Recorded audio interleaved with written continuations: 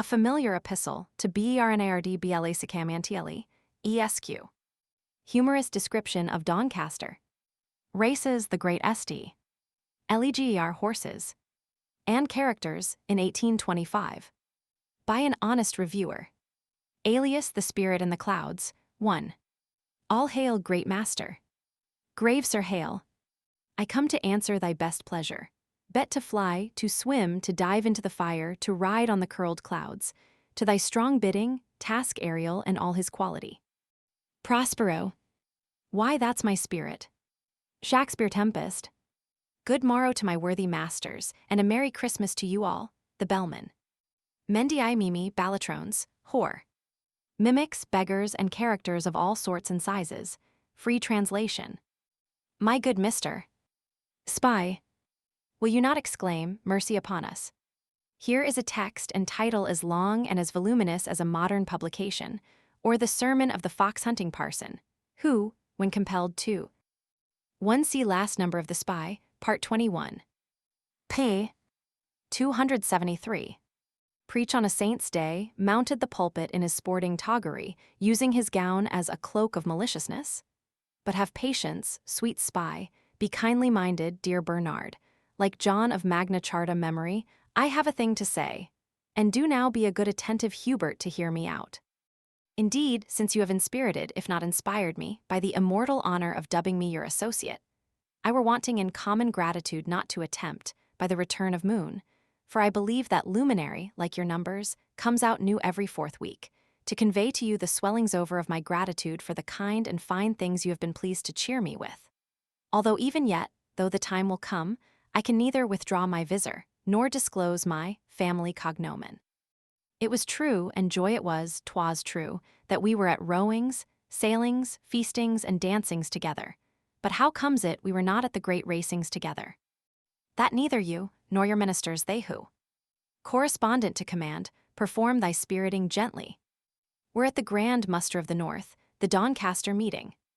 Bernard, I tell thee all the world was there, from royalty and loyalty down to the dustman and democracy. Then such sayings and doings, a million of hooks could hardly have had an eye to all. You have read of the confusion of tongues, of Babel broke loose, of the Crusaders' contributory encampment peopled by dozens of nations. You have seen the inside of a patent theater on the first night of a Christmas pantomime, or mingled in an opera house masquerade. Have listened to a Covent Garden squabble, a Billingsgate commotion, or a watch-house row. But in the whole course of your life, varied as tilde 272 tilde, it has been active as it has proved, you never could have experienced anything at all to eclipse or even to equal the hey, fellow, well-met congregatory musters, and the beautiful and elegant confusions of Doncaster town in the race week of September, 1825. I am not, however, about to inflict upon you a list of the horses, nor the names, weights, and colors of the riders. But I cannot help thinking that the English spy will not have quite completed his admirable gallery of portraits, and his unique museum of curiosities for the benefit and delight of posterity, if he omit placing in their already splendid precincts 2 or 3 heads and sketches, which the genius of notoriety is ready to contribute as her own, and which to pass over would be as grievous to miss as Mrs. Waylett's breeches, 2 characters at the Haymarket Theatre, or a solution of Euclid by one of Dr. Birkbeck's operatives. Allow me then, who am not indeed without vanity, once more to stand by your side, or rather for you, and to attempt, albeit I have not your magic pencil, another taste of my quality by dashing off con amore the lions of the North. 2 there frequently occur circumstances in a younker's life, which line never, in all his after career, forgets. I remember a very worthy and a very handsome old gentlewoman, the wife of an eminent physician, once being exceedingly wroth. It was almost the only time I ever knew her seriously angry, because a nephew of hers asserted all women were what in the Vulgate is called knock-kneed, and almost threatened to prove the contrary. Had she lived in our days, the truth, almost on any evening on our stage, might be ascertained, and I fear not at all to the satisfaction of the defender of her sex's shape. Nature never intended women to wear the breeches, and the invention of petticoats was the triumph of art. Why will Eve's daughters publicly convince us they are not from top to toe perfect? 273 as, however, some that attend my sitting are quite as difficult to manage as the conspirators of Prospero's isle. It may be as well if, like Ariel, I sing to them as I lay on the colors of identification. Bear in mind still that I am a spirit in the clouds, and therefore there can be nothing of Michin Malachi in my melody. I love a racecourse, that I do, but then, good folks, it is as true only don't blab, I tell it you, I can't love all its people. For though I'm somewhat down and fly, is slang gone out, sweet Mr. Spy? Of trade with them, I am as shy as jumping from a steeple. Yet what with fashion's feathered band, and pawing steeds and crowded stand, its sights are really very grand, which to deny were sin. But then though fast the horses run, few gain by clone, and done, for what a damper to the fun. Those only laugh who win. Oh, what a mixture must we greet in rooms, at inns on turf in street, be, hand and glove with all we meet, old files and new bronzed faces. With marquis, lord and duke and squire, we now keep up the betting fire, and then the guard of the highflyer, we book at northern races, 3. A song would be no song at all without notes, I must therefore try a few. I can assure you, they are not mere humming ones. Allen's all is not gold that glitters, neither is it all prunella that blows a horn upon the stern of a coach. The York highflyer, I really am not to go down gratis, next journey, for puffing it is a good coach, and the guard is a good guard, and he ventured a good bit of money on the wager and was floored, for Cleveland was a slow one. However, it didn't balk his 3 days' holiday, nor spoil his new coat, nor blight his nosegay. I saw him after his defeat, looking as rosy as Pistol, and heard him making as much noise as one. Nor malice domestic nor foreign levy could hurt him. 274 . Look in that room, for judge for yourself. See what a struggle's made for wealth, what crushings, bawlings for the pelf, twixt high heads and low legs. That is Lord K5, and that Lord D5, that's Gully 6. Yon's fishmonger C5, a octree man that Harry Lee 5, who stirred Mendoza's pegs. Or walk upstairs, behold yon board rich with its thrown-down paper hoard, but oh, abused, beset, adored by wine-warmed folks unites. The playing cog, the paying peer, pigeon and Greek alike are here, and some are cleared, and others clear ask Boehner, 6 and such whites. For the new subscription room, where downstairs more than the confusion of tongues prevails, and above a man's character, if insured, would go under the column of trebly hazardous. It is really a pity that hone racing should appear so close a neighbor to gambling as it does at Doncaster. 5 My men of letters are not merely alphabet men, but bona fide characters of consideration upon the turf. I confess Lord Kennedy is a bit of a favorite of mine, ever since I saw him so good-natured at the pigeon-shooting matches at Battersea, and greatly rejoiced was I to find him unplucked at the more desperate wagerings of the north. He really is clever in the main, and no subject for scent. Luke's, though he depends much on a bedlamite. Gully, Crockford, and Bland need no character, and every body knows Harry Lee fought a pluck battle with old Dan. But it is Box Harry with fighters now. 6 Poor Rayner of C. J. T-hundreds at one fell swoop. All his morning's winnings gone in one evening's misfortune. Let him think on't when next he plays the school of reform. 275 . Nay, thick as plagues of Egypt swarm these emblems of the devil's charm, when the fallen angel works a harm to Eve's demented brood.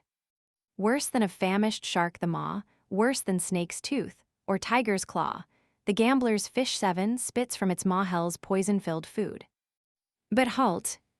Hooray they so deep in port, who jostle thus the dons of sport, with all assumed airs of court, from which indeed they are. But not from Court of Carlton, nor James's Court, nor anyone, but where the fancy used to run to see the creatures spar. The one's a diamond that you see, but yet a black one I agree, and in the way of chancery a smart ward in his time. The other he's from Vincerdown, and though a great gun in that town has lately been quite basted brown, and gone off out of time. 8. 7 The spotted ball now, worse in its woe-causing than the apple of Ida, is disgorged from a splendidly gilded fish. What a pity it is that the eternal vociferators of red wins, black loses, et vice versa, could not be turned into Jonahs, and their odd fish into a whale, and let all be cast into the troubled waters. Without a 3 days' redemption, they brew for others. 8. There never were such times. XXS in the ring and failures in the fives court overcome us now without our special wonder, for boxers are become betters to extents that would make the fathers of the PR bless themselves and bolt. Cannon and Ward were, however, both on the right side, and the nods with which they honored their old acquaintance were certainly improvements upon the style of the Academy for Manners in St. Martin's Street. 276 . Look, here's a bevy, who but they? Just come to make the poor tykes pay the charge of post-horses and chay, that brought them to some tune. Lo! Piccadilly Goodard laughs, as when some novice, reeling, quaffs his gooseberry wine in tipsy draughts, at his so pure saloon. 9. Good gracious, too. Oh, what a trade can oyster sales at night be made. Here swallowing wine, like lemonade, sits Mrs. H's man 10. And by the loves and graces all by vestris trunks, Maria's shawl, there trots the nun herself, so tall a flirting of a fan. And blushing like the red, red rose, with paly eyes and a princely nose, and laced in Nora Creina's clothes, cool like a cucumber. With beaver black, with veil so green, and huntress boots, neath skirt quite clean, she looks Diana's self-a queen, in habit trimmed with fur. And Mr. Wigglesworth he flew 11, and Miss and Mistress W. to bow and courtswy to the new arrival at their boy. 9. Lightly tread, tease ground. I dare not go on, you have been before me, Bernard, vidi vol. I pay 295 of spy. But really it will be worthwhile for us to look in on Goodard some fine morning, say 3 a.m., when he gets his print of Memnon home, to which, at Sheridan's, he was so liberal as to subscribe.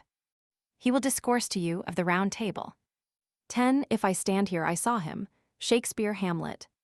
11. The host of the Black Boy at Doncaster, who really provided race ordinaries in no ordinary way.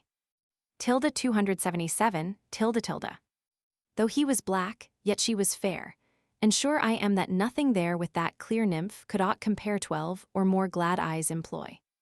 But where there is, after all, but little reason in many of the scenes witnessed at the period I quote, why should I continue to rhyme about them? Let it therefore suffice, that with much of spirit there was some folly, with a good deal of splendor and alloy of dross, and, with real consequence, a good deal of that which was assumed. Like a showy drama, the players, there was a goodly company in the north. Dresses, they were of all colors of the rainbow, and decorations, also various and admirable, during the time of performance, were of the first order. But that over, and the green and dressing rooms displayed many a hero sunk into native insignificance, and the trappings of Tamerlane degenerated to the hungry coat of a Jeremy Diddler. And there were plenty of raising the wind professors at Doncaster, or the materiel of the King and Queen of Denmark to the dilapidated wardrobe of Mr. and Mrs. Sylvester Daggerwood. Mais apropos de la Drame, Monsieur L'Espion, what is your report of our theaters? Have you seen the monkeys? Are they not, for a classic stage, grand? Those happiest smiles that played on her right lip seemed not to know what guests were in her eyes, which parted thence as pearls from diamonds dropped. In brief, her room would be a rarity most beloved, if all could so become it. Shakespeare a little altered. I would just say here, that if any disapprove of my picture of the lady, they may take Bernard Blackmantle's 278 magnifique, et admirable. Do they not awake in you visions of rapturous delight, as you contrast their antics and mimicry, their grotesque and beautiful grimaces, their cunning leers with the eye of Garrick, the stately action of Kemble, the sarcasm of Cook, the study of Henderson, the commanding port of Siddons, the fire of Keane, the voice of Young, the tones of O'Neill. When you see them, as the traveler Dampier has it, dancing from tree to tree over your head, and hear them chattering and making a terrible noise, do you not think of Lord Chesterfield and exclaim, "A well-governed stage is an ornament to society, an encouragement to wit and learning, and a school of virtue, modesty, and good manners"?